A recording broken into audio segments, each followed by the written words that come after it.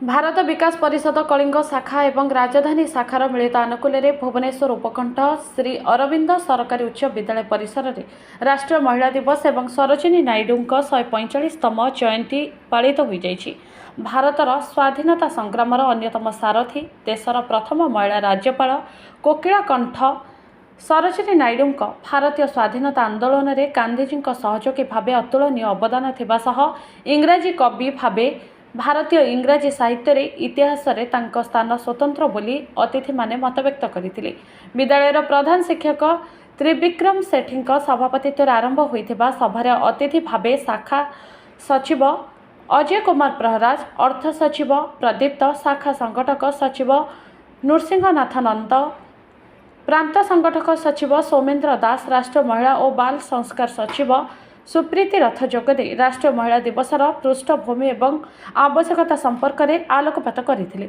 अरविंद सरकारी विद्यालयर प्रधान शिक्षक त्रिविक्रम सेठी सभापतित्व आयोजित सभा प्रारंभ में वंदे मातरम एवं शेष में राष्ट्रगान करा जायथिला। एनीमिया मुक्त भारत अभियान अंतर्गत छात्री मानक रक्त में लोहित रक्तकणिका परीक्षण करा जायथिला। धिलुराम स्वाई, अवनी बराड़, राजेंद्र पढ़ियारी प्रमुख उपस्थित थिले। हेडमास्टर श्री अरविंद सरकारी उच्च विद्यालय गंडरपुर आज आम भारत में फेब्रुआरी 13 तारिख दिन आज समग्र भारत में जातीय महिला दिवस पालन करा जाउछि। एही दिवस अवसर में भारत विकास परिषद कलिंग शाखा भुवनेश्वर तरफ एक स्वास्थ्य शिविर आयोजन करा जाइछि। एही शिविर रे आम विद्यालय रे पढ़ुथिबा छात्री मानकर हिमोग्लोबिन टेस्ट करा जाइछि एवं सेमानंकु सैनिटरी नैपकिन प्रदान करा जाइछि। एभली सचेतन कार्यक्रम को आम विद्यालय तरफ कलिंग शाखा भुवनेश्वर भारत विकास परिषद को मु धन्यवाद जनाऊँ। तरफ जातीय महिला दिवस पालन करुचे आमर यहाँ 10 तारिख आरंभ होता।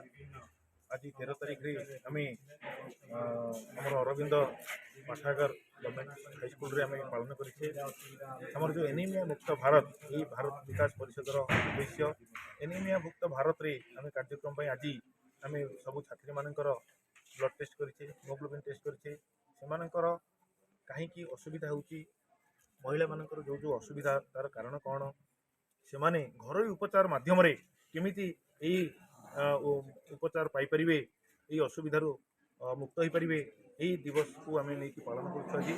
तेणु आज आम ये जो जातीय महिला दिवस पालन करूँ महिला मानकर उन्नति महिला माने केमिति आग को बढ़े आजिकल आपण मैंने देखुं महिला ही सबकि प्रत्येक क्षेत्र में महिला मानकर अवदान बहुत हो गला। प्रत्येक जगार जमीक बर्तमान डिफेन्स भी आम महिला मैंने आसीगले ସେଇଟା भी आम गोटे माने आपण जानीपर आम से बहुत महान विषय। तेणु यही महिला मानक नहीं आम जो महिला दिवस पालन करुचे मु कहि आपण मान माध्यम यही मीडिया भाई मान माध्यम मीडिया माध्यम प्रत्येक महिला पाखे ये वार्ता पहुँचू। सुप्रीति रथ भारत विकास परिषद रिजनल सेक्रेटरी महिला बाल विकास महिला बाल संस्कार रिजनल सेक्रेटरी आज दिन आज राष्ट्रीय महिला दिवस में मुझे कहवाक चाहूँगी भारत विकास परिषद महिला सहभागिता लक्ष्य संपर्क सहयोग सेवा संस्कार समर्पण 5टी स्तंभ थिले भी तादरे महिला बाल संस्कार एक मुख्य अंग।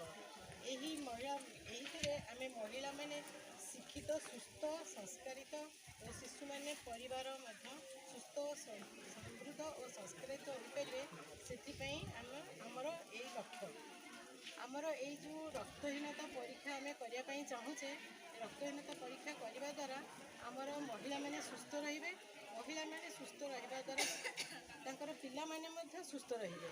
आजिकली जेतक माने सब महिला माने जदि असुस्थ रहिबे पिला माने मध्य असुस्थ रहिबे। तेणुक आम जिते सुस्थ माता तैयारी करि परिबा नेपोलियन कही गोटे give me a good mother I will give you a nation. तेणुक आम जिते रक्तहीनता परीक्षा करी समाज आम दूरीभूत कर आमर रक्तहीनता किपरि भाव आम दूरत्व करें यह हूँ आम भारत विकास परिषद मूल लक्ष्य।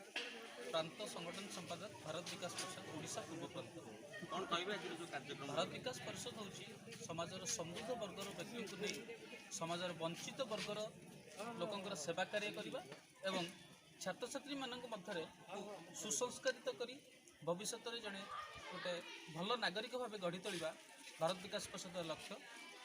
भारतर सर्वांगीन विकास करी सुस्थ समर्थ और संस्कारित भारत गठन करने भारत विकास परिषद लक्ष्य।